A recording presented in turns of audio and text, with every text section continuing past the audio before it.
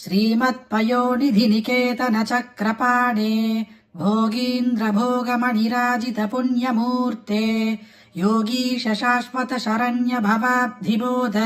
लक्ष्मी नृसिंह मम देहि करावलम् ब्रह्मेन्द्र रुद्रमरुदर्क किरीटकोटि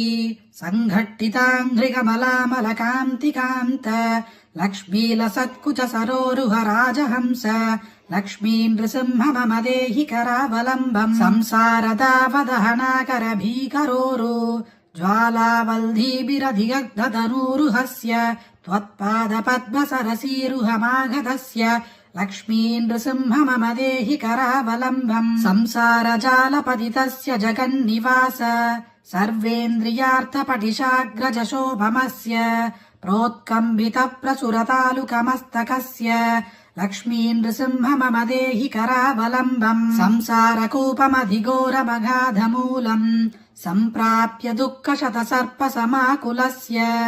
दीनस्य देव कृपया पदमागतस्य लक्ष्मी नृसिंह मम देहि करावलम्बम् संसारभीकरकरीन्द्रकराभिघात निष्पीड्यमानवपुषः सकलात्रिनाश प्राणप्रयाण भवभीति समाकुलस्य लक्ष्मी नृसिंह मम देहि करावलम्बम् संसार सर्प विषदिग्धमहोघ्रतीव्र दंष्ट्राग्रकोटिपरिदष्ट विनिष्टमूर्ते नागारिवाहन सुधाब्धि निवास शौरे लक्ष्मी नृसिंह मम देहि करावलम्बम् संसार वृक्ष बीजमनन्त कर्म शाखायुधम् करणपत्रमनङ्घ पुष्पम् आरुह्य दुःखफलितः सहितत्तयाल्दो लक्ष्मी नृसिंह मम देहि करावलम्बम् संसार सागर विशाल करार्धकाल्ध नग्रग्रहग्रसित निग्रह विग्रहस्य व्यग्रस्य नाहनि चतुर्मिनि पीडितस्य लक्ष्मी नृसिंह मम देहि करावलम्बम् संसार सागर निमज्जन मुह्यमानम् दीनम् विलोकय विभो करुणाधिदे माम् प्रह्लादखेद परिहार परावतार लक्ष्मी नृसिंह मम देहि करावलम्बम् संसार घोर गहने चरतो मुरारे मारोग्र भीकर मृग प्रचुरार्थितस्य आर्तस्य मत्सर निधाक सुदुःखितस्य लक्ष्मी नृसिंह मम देहि करावलम्बम् भद्वा कलेयमपटा बहुदर्जयन्त कर्ष्यन्ति यत्र भवपाशशतैर्युतम् माम् एकाकिनम् परवशम् सकितम् दयाल्दो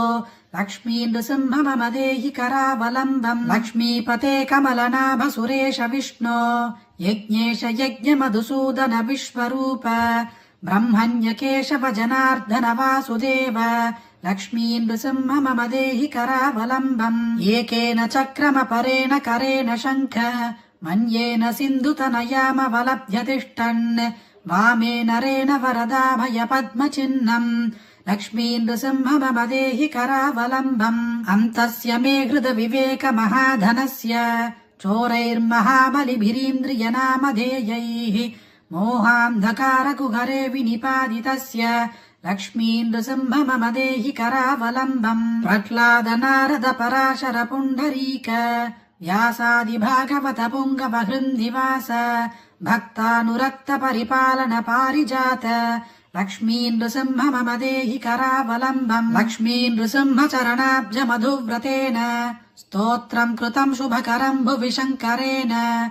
एतत्पठन्ति मनुजा हरिभक्तियुक्ता ते यान्ति तत्पद सरोजमखण्डरूपम्।